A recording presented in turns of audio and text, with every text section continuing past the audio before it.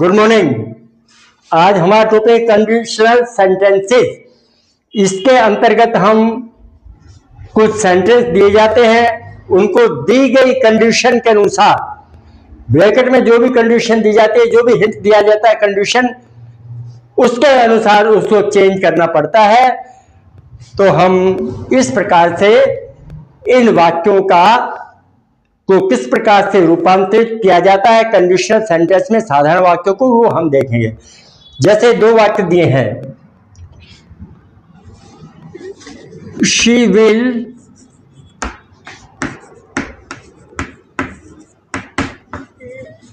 Invite me, I will attend her birthday party. She will invite me, will plus first form कौन सा tense है? Future indefinite tense. I will attend, ये कौन सा है? It is also future indefinite tense. हम अलग अलग वाक्य दिए हैं और इस प्रकार से उन वाक्यों को हम वो ले आते हैं, फ्यूचर इंडेफिनिट में बोलेंगे दोनों वाक्यों को। ये कंडीशनल वाक्य नहीं है। अब कंडीशनल वाक्य मान लो इसमें दे दिया इसने कि आप इफ का इस्तेमाल करते हुए कंडीशनल वाक्य बनाइए। तो दोनों वाक्यों में जब हम इफ का इस्तेमाल करेंगे तो दोनों वाक्यों में सबसे पहले हम देखेंगे कि कौन सी टेंस की वर्ब है। दोनों फ्यूचर इंडेफिनिट टेंस में है। यदि इफ से वाक्य कंडीशनल बनाता है तो हम इनमें ये जज करें दोनों वाक्यों में पहले कौन सी वर्ब स्थान लेगी, प्रेजेंट में कौन सी वर्ब आएगी। क्या इनवाइट करेगी पहले, या मैं उसकी बर्थडे पार्टी अटेंड कर लूंगा। तो इसके साथ प्रेजेंट इंडेफिनिट में लाओ वाक्य को, उसके बाद में फ्यूचर का वाक्य है वो यूं का यूं फ्यूचर टेंस में रहेगा। जैसे वाक्य क्या बनेगा इसका? इफ से अब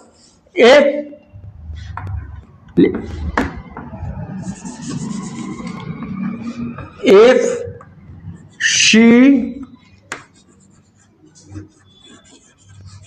invites me, पहले ये काम होगा, हमने जज कर लिया, पहले इनवाइट किया जाता है, then I will attend her birthday party. If she invites me, comma, I will attend her birthday party. Short में लिख दिया RN इस बोर्ड पे से। इफ शी इनवाइट्स मी, अब यहां प्रेजेंट इंडेफिनिट टेंस इफ के साथ लाओ। प्रेजेंट में जो काम होगा पहले किस क्रिया का निष्पादन होगा? Which verb takes place both of them first. पहले बुलाना होगा या अटेंड कर लूंगा मैं? पहले बुलाना होगा, उसको इसके साथ रखेंगे और प्रेजेंट इंडेफिनिट टेंस का इस्तेमाल किया जाएगा। If she invites me, then I will attend her birthday party. तो ये वाक्य आपने देखा। एक वाक्य और ले लेते हैं। We will go to Agra. We will see the Taj. We will go to Agra. हम आगरा जाएंगे। We will see the Taj. हम ताज देखेंगे। अब दोनों फ्यूचर टेंस में है, will go and will see। तो इनमें हमें यह जज करना पड़ेगा, जब इसका कंडीशनल वाक्य बनाएंगे हम, इससे कंडीशनल वाक्य बनाने के लिए जाए तो first we check will see which verb takes place first. पहले कौन सी क्रिया स्थान लेगी ये देखिए। तो पहले हम जाऊंगे, ये कहते हैं हम जाएंगे आगरा देखेंगे, तो पहले हमें जाना पड़ेगा Agra. After we will see the Taj. तो जो पहले क्रिया का निष्पादन होगा, क्रियान्विति होगी, उसके साथ आप प्रेजेंट इंडेफिनिट टेंस को लाओगे और इफ को उसके साथ लाओगे। If we go to Agra, if we go to Agra, यदि हम जाते आगरा जाते हैं, कोमा वी, दूसरा वाक्य यूं कहें, दूसरा फ्यूचर के टेंस में कोई बदलाव नहीं होगा, वो टेंस यूं का यूं रहेगा, जैसा गिवन है वैसा वैसा। If you go to Agra, अब ये शर्त आ गई है यहाँ, कंडीशन, यदि हम आगरा जाते हैं तब तो ताजमहल देखेंगे। If you do not go to Agra, यदि हम नहीं जाते we will not see the Taj, समझिए ना। इफ शी, पहले वाक्य में if she does not invite me, यदि वह मुझे नहीं बुलाती है तो I will not attend her birthday party, समझिए ना। तो नेगेटिव भी आ सकते हैं, तो नेगेटिव अभी हम देखेंगे, एक बार ये देख लेते हैं। If you go to Agra we will see the Taj, यदि हम आगरा जाते हैं या जाते हैं ताते वाले प्रेजेंट इंडेफिनिट टेंस के साथ, इफ के साथ, ये नहीं आएगा if we will go to Agra, ऐसा नहीं है। कंडीशनल सेंटेंस है ना, तो पहले शर्त जाने की है आगरा, फिर ताजमहल देखेंगे। एक अलग वाक्य लीजिए, she will not ask me, she will not ask मी, वह मुझसे नहीं कहेगी। आई विल नॉट कुक फूड, मैं खाना नहीं पकाऊंगा, वह मुझसे नहीं कहेगी मैं खाना नहीं पकाऊंगा।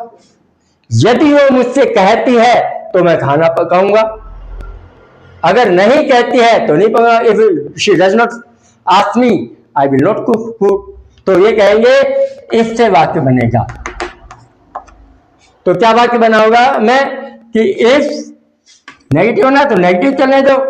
If she does not, third person singular में प्रेजेंट इंडेफिनिट में हेल्पिंग वर्ब, डज नॉट या डू नॉट आते हैं थर्ड पर्सन सिंगुलर के साथ। डज नॉट ये थर्ड पर्सन सिंगुलर है, he does not, Ram does not, she does not, boy does not, girl does not, but you do not, we do not. आपने अगर नहीं देखा है, थोड़े कमजोर हो, नहीं समझ में आया तो बेटा वो देखो मेरे पहले के वीडियो, उनमें दे रखा है। तो she, if she does not ask me, यदि मुझसे नहीं कहती है, me, comma I will not, future tense क्यों कहो, I will not cook food, मैं खाना नहीं बनाऊंगा, ये वाक्य हो जाएगा। If she asks me I will cook food, यदि वो मुझे कहती है तो मैं खाना बनाऊंगा, अगर नहीं कहती तो नहीं बनाऊंगा। ये इफ के साथ क्या देखा आपने कि प्रेजेंट टेंस आएगा, और जो भी वाक्य उसमें देखो पहले कौन था, कौन सी क्रिया का क्रियान्विति हो रही है, उसको आप प्रेजेंट टेंस में और उसके साथ ही आप इफ मिलाएंगे और उस वाक्य को पूरा कर देंगे। अब एक वाक्य ले रहा हूं, आप वही वाक्य देखो,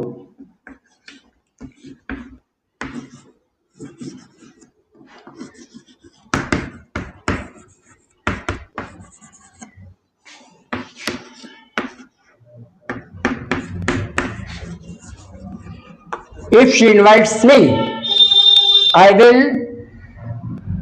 will attend her birthday party, ये वाक्य है। अब आपके परीक्षा में किस प्रकार से पूछा जाता है ये मैं आपको बताऊंगा। if she invited me, if she invited me, यदि इसने मुझे बुलाया तो I would attend her birthday party, ठीक है। इन दोनों कंडीशन में क्या है, ये कंडीशन, दूसरी तीन कंडीशन होते हैं इनकी, तीन कंडीशन बातें होते हैं इनके बनते हैं इससे। तो इफ शी इनवाइट्स में, यदि वह मुझे बुलाती है तो I will attend her birthday party, मैं उसके बर्थडे पार्टी अटेंड करूंगा। If she invited me, present indefinite की जगह यदि पास्ट इंडेफिनिट में दिया हो तो यहां करेंगे हम विल का पास्ट वुड माना जाता है। I would attend her birthday party. इन दोनों कंडीशन में आप ध्यान देंगे, ये पास्ट इंडेफिनिट दिया है तो विल का वुड कर देंगे, और यदि प्रेजेंट ने दिया तो विल प्लस फर्स्ट फॉर्म आ जाएगी। इससे ध्यान रखें। इन दोनों में हम क्या देखते हैं कि अभी बर्थडे पार्टी हुई नहीं है, उसकी होनी बाकी है। Birthday party will take after some time, after a few days. इसका मतलब यह है, यानी वह मुझे बुलाती है तो मैं अटेंड करूंगा, इसका मतलब उसकी बर्थडे पार्टी अभी नहीं हुई है, उसमें बाकी है, टाइम बाकी है, होनी बाकी है। हाँ, और इसमें इफ शी अटेंडेड मी, यदि उसने मुझे, इफ शी इनवाइटेड मी, यदि उसने मुझे बुलाया तो आई would attend her birthday party. अभी भी उसकी पार्टी नहीं हुई है, 2 दिन बाद में होगी, 2-4 दिन बाद में होगी।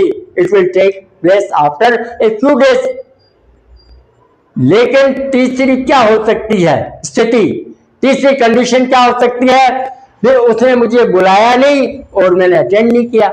She did not invite me and I did not attend her birthday party। ऐसी स्थिति बाद में बोलती है, बर्थडे होने के बाद में आती है 2 दिन बाद, सर आप मेरी बर्थडे पार्टी में नहीं आए, आप मेरी बर्थडे पार्टी आपने अटेंड नहीं आए, तो मैं क्या कहूंगा, फिर थर्ड कंडीशन ले जाऊंगा आपके को। क्या कहूंगा, if you had invited me, past perfect tense. If she, आपको पता, if she had plus third form, past perfect. If she had invited me, comma, I would, WOULD, I would have attended, would have plus third form, her birthday party. यदि तुमने मुझे बुलाया होता, if we had gone to Agra, we would have seen the Taj। Now we did not go to Agra, we did not see the Taj। तो ये स्थिति कौन सी, तीसरी स्थिति, जहां बर्थडे पार्टी उसकी मनाई जा चुकी है, सेलिब्रेट हो चुकी है। She has celebrated her birthday party, but she did not invite me। और आके फिर पूछती है कि आप आए नहीं पार्टी में, why did you not attend my birthday party, वो पूछती है, तो ये तो उसकी गलती है। तो मैं क्या कहूंगा, इन दोनों स्थिति में बर्थडे होनी पार्टी बाकी है, इस स्थिति में हो चुकी है, फिर उसने मुझे कहा है कि आप आए नहीं, उल्हाना दिया है, तो मैं कहूंगा इफ शी हैड इनवाइटेड मी, यदि उसने मुझे बुलाया होता तो मैंने उसकी बर्थडे पार्टी अटेंड कर ली होती। आई would have attended her birthday party, मैंने उसकी बर्थडे पार्टी अटेंड कर ली होती। अब कोई क्वेश्चन नहीं है, उसकी बर्थडे पार्टी हो चुकी है, अटेंड करने का कोई मतलब नहीं है। तो शी क्या मतलब है, she did not invite me, past tense did के साथ first form, she did not invite me and आएगा, she did not invite me and I did not attend her birthday party. इसमें आएगा if she had invited me, I would have attended her birthday party। इस प्रकार से ये वाक्य होते हैं आपके। एक वाक्य फिर वो, we did not go to Agra,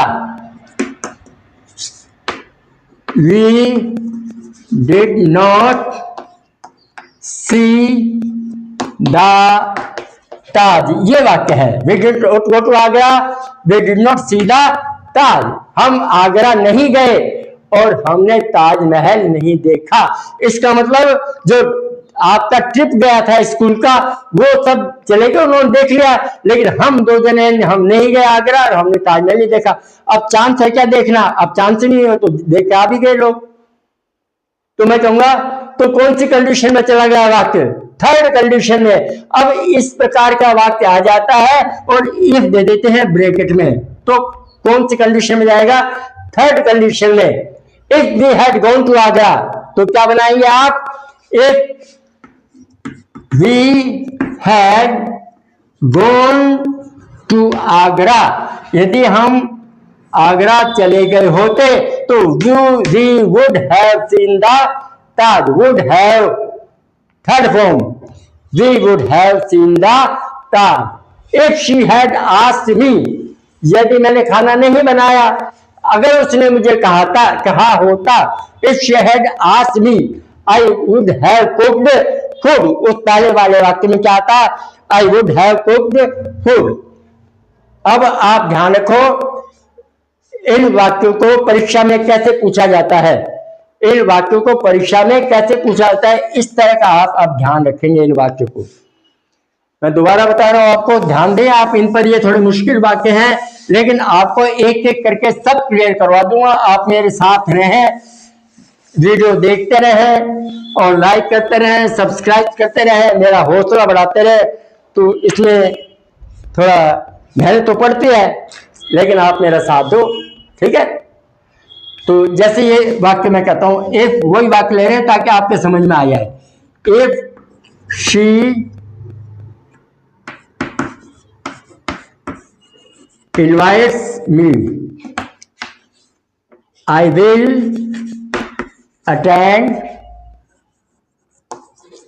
her birthday, ये शॉर्ट में लिख देते हैं पार्टी, ताकि आ जाएगा बोर्ड पर, छोटा ना बोर्ड इसलिए। तो बेटा वाक्य है इफ शी इनवाइट्स मी, ध्यान रखना, यदि मैं मुझे बुलाती है तो I will attend her birthday party. तो क्या गायब कर देता है, यहां ये गायब कर देता है, ठीक है।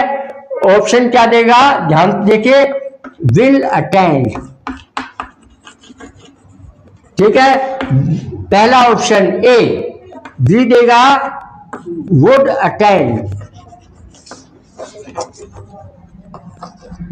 तीसरा थर्ड ऑप्शन देगा सी का कि would have attended, would have attended, और थर्ड ऑप्शन दे देगा अटेंडेड, अटेंडेड या अटेंड्स, कुछ भी दे देगा। तो आप ध्यान रखो, यहां तो ये आ सकते हैं बात, यहां केवल फ्यूचर टेंस आएगा, क्योंकि पहली स्थिति के साथ प्रेजेंट में, तो यहां केवल फ्यूचर टेंस आएगा, जो वाक्य में दिया वो कर दो, नहीं दिया हो तो इसमें छाटो। अब आप ऑप्शन दे दिया आपको, विल अटेंड, वुड अटेंड, या वुड हैव अटेंडेड या अटेंडेड, ये तो आएगा ही नहीं किसी स्थिति में। Attends, is attending, was attend, ये तो होगा ही नहीं। तो यहां या तो ये आएगा या सेकंड ऑप्शन आएगा, थर्ड सी का आएगा, और कोई सा नहीं था।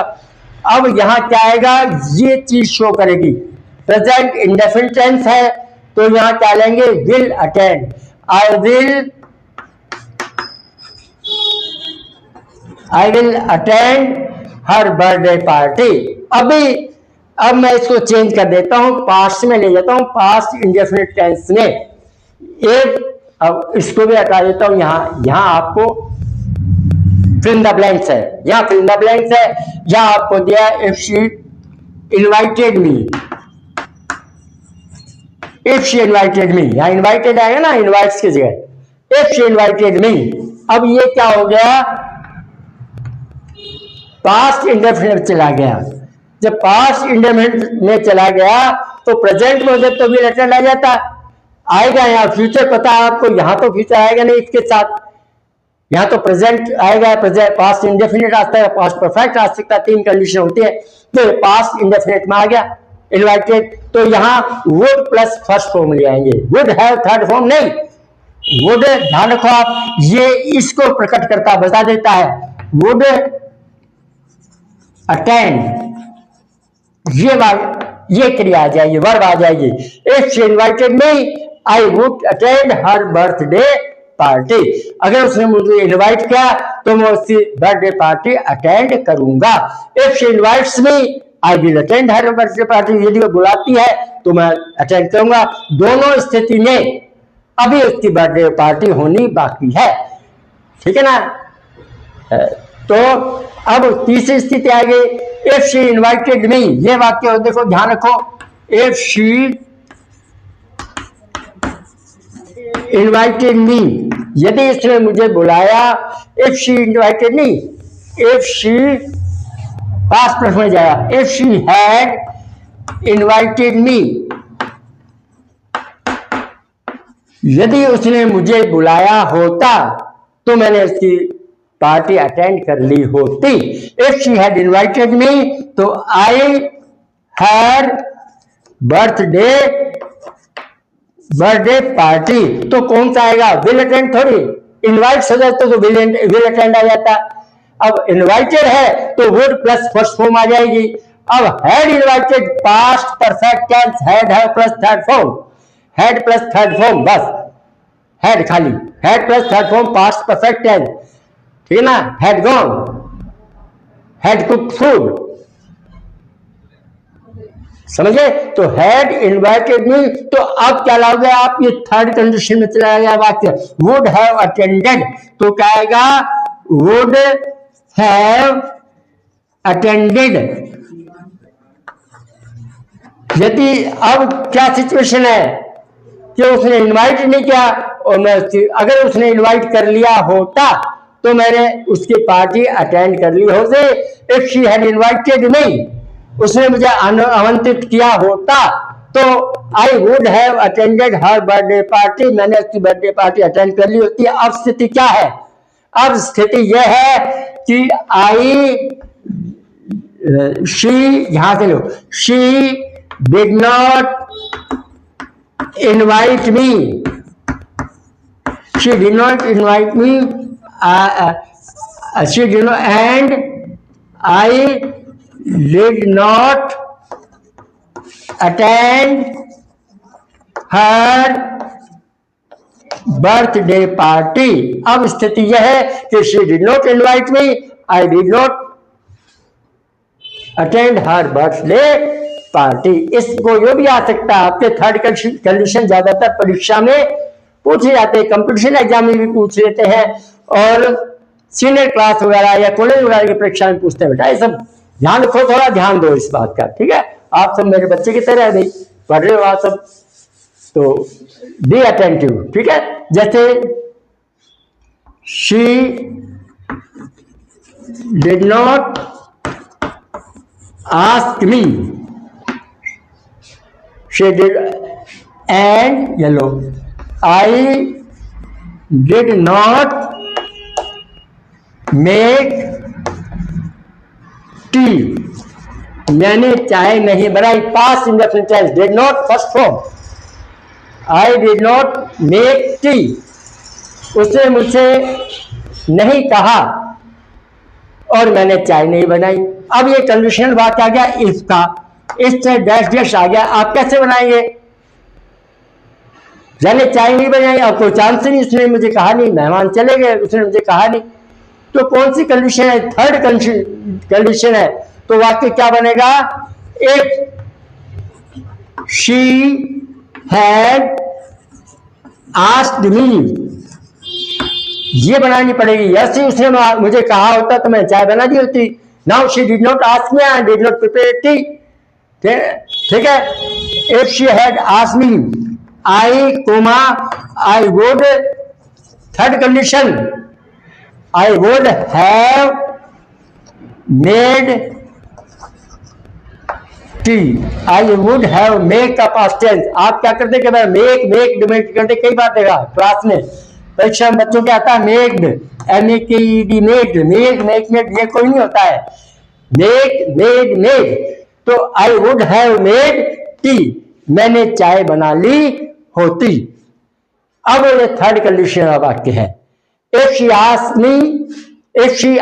me I will make tea, if she asked me, ASKED, लेकिन asked बोला जाता है, if she asked me I would make tea, second form है पास्ट इंडेफिनिट, तो asked, made, I would make tea, would make।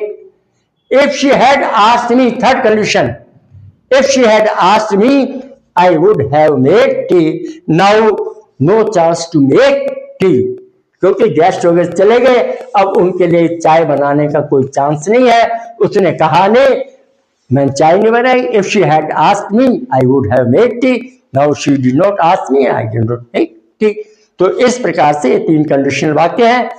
इसके बाद में if को अनलेस में कैसे बदला जाता है, इन केस है, टू के प्रयोग है, काफी ग्रामर बाकी है, तो आप कंटिन्यूटी बनाए रखें और इस चैनल को देखते रहें, जरूर अंग्रेजी में आपके सुधार होगा। थोड़ा थोड़ा करके आपको ज्ञान हो जाएगा सब चीज़ों का, सब ग्रामर का। आप ये देखते रहें और लाइक करें। Thank you.